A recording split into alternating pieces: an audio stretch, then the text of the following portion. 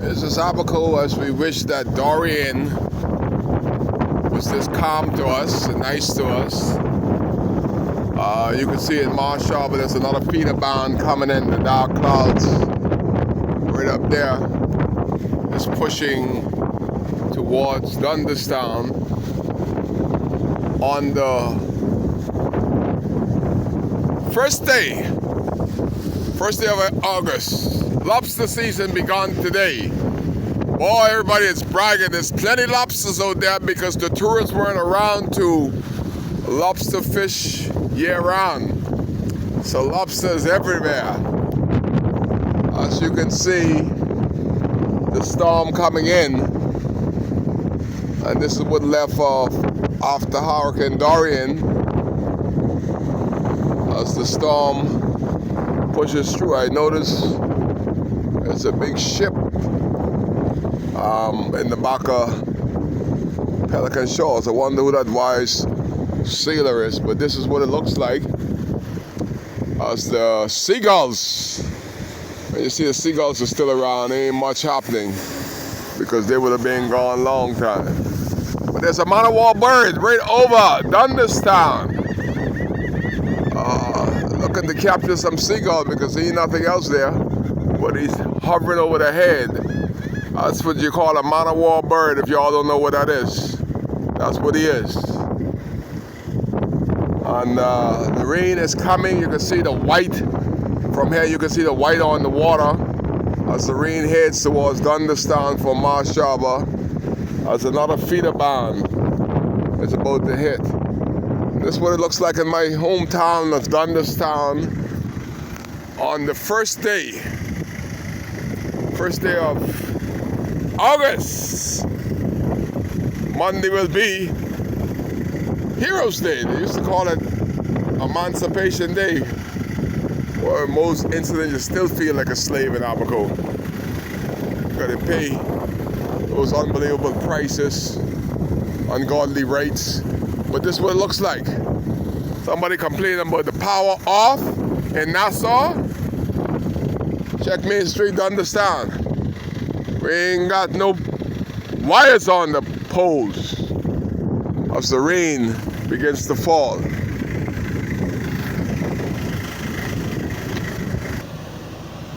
As that feeder band comes in, I heard Sparky racing hell about the power being on for 24 hours. Sparky, you couldn't make it in Abaco.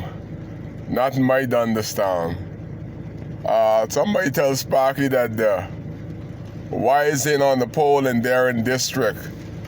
That is why Kai said he could do better without trying as a member of parliament. Darien is a minister in this weightless FNM government. Most of Marsh Harbor is already electrified. Darien stopped all the Negro workers from working in his district of Dunderstown. I am a 10th generation Abaconian, born right next to where Darien used to live. I didn't even know where Darien was born. But I was born in Dunderstown. 10 generations of my family were born in Abaco. And Darien stopped all the workers from Dundas Murphytown and sent them all to Marsh Harbor to work for one first generation Bahamian. All the Albrays, the Pinders, the Sawyers, the Lowe, all the indigenous Marsh Harbor generation of people. Darien Henfield threatened to fire the guy who was organizing it if he didn't go right away and electrified one person in Marsh Harbor. All 10 trucks. The boys get so angry. That's how you know information. That's how Hubert Ingram used to know information. When the workers or the people in government is displeased with the management and they know it's wrong, they give the information to somebody who they trust can send the message. And Darren Henfield, supposedly from North Abaco, didn't threaten the Negro workers to go and electrify his town strip, not even Grace Baptist. If Grace Baptist Avenue was electrified, so be it. But he sent them out of his district into Mashaba. All of the trucks, all of the men were ordered to go and electrify a first generation white man that haven't lived in Abaco. He is so wealthy, he has homes in Nassau, so he evacuated from Nassau 10 months ago. And he has power to date. Darren, sisters, brothers, cousins, all of them in Grace Avenue don't have power, but Darren Henfield, that wasteless, tight pants Minister of Foreign Affairs, ordered everybody to go to Mashaba to electrify a first generation white man. And ain't none of the Negroes on Dunderstown Front Street have the wires on the pole yet. So Faki, stop raising hell. Kai ought to be raising hell. And somebody asked me, say, Kai, why you appear to be so angry sometime? Girl, if your power was off for 11 months to date, you'll be more than angry. Faki would be black and blue from raising hell. He would not have no red on him. His hair will be sticking up off that bald head like Rasta. That's the pressure that puts on you from having no electricity, no water, COVID-19, MP that lives in luxury, got 2 or 3 cars, chauffeur. That's all North Abaco brought to him. But after the Hurricane Dorian, you imagine that we haven't sat down with Darren Henfield one day yet? He go in Blackwood and open the bar. It's supposed to be a rev, but he tell the boys in Blackwood the bar's open. The fella say he's so embarrassed from Blackwood that he went to ask Darren some question. But when Darren say, the bar's open, he say, give me 2 of them bud. Them 2 bud. And he forgot what question he wanted to ask. I hope that we have risen above Budweiser. My good friend Edison Key said to me one time ago, a long time ago, 5, 6 years ago, he said, Kai, I see you trying to be the Member of Parliament in North Abaco. Them boys down there in North Abaco, all they want is 2 T-shirts on their shoulders, a click in each hand, a cap on their head. That's them for 5 years. Boy, I hope he's wrong. I hope that we are more wiser than that now, that we are not bought out by T-shirt and clicks. But it's evident that Darren still thinks that way, because whenever we do show up in his strongholds of Blackwood, he opened the bar.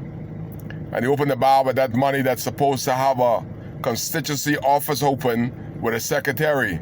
He's buying rum with the people's money, and he's supposed to be a preacher. That is what we get when the pants are too tight around your groins. You lose focus. Kai is still focused. As the power is still off, and the hurricanes are coming. This is only the first test of what to be. And I talked to somebody. It's amazing that everybody don't know you. I love when nobody don't know me and don't watch my videos. I could conversate with them and they could speak so freely. I was at the barber yesterday with the new manager of Bahama Power and Light, who seems to want to do well. He has a good plan. Let's hope Darren doesn't send him away from his plan. And one of the guys that are putting these domes down, we were talking about the domes. He said, Kai, I don't know you, but one of the smartest guys in the game of betting is Sabas. He said Sabas went under the guise of being helpful to Abaco and Abaconians by bringing his plane over, putting them up in a hotel, the Abaco residence, and he slipped right inside there and got a contract to put these domes that only him one is benefiting. And I heard somebody you said there are only 173. Darren Henfield said there are going to be 173 domes.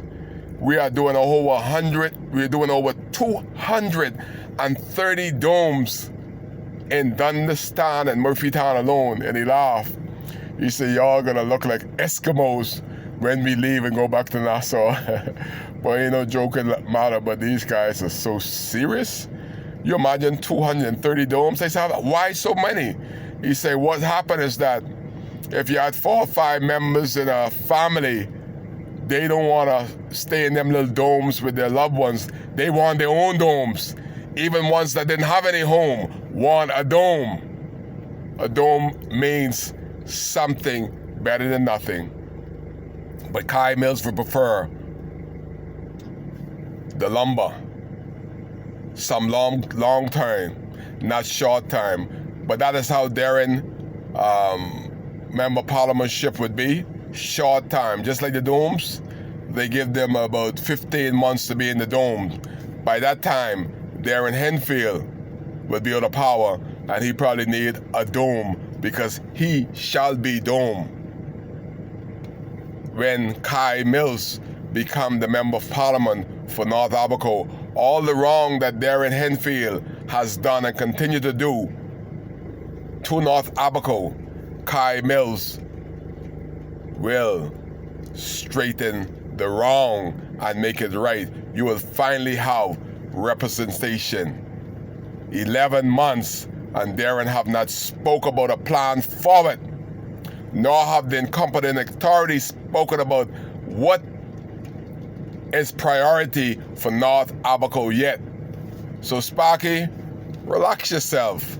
The power's still not on in Dundastan some 11 months to date. Kai case, that's why he's here.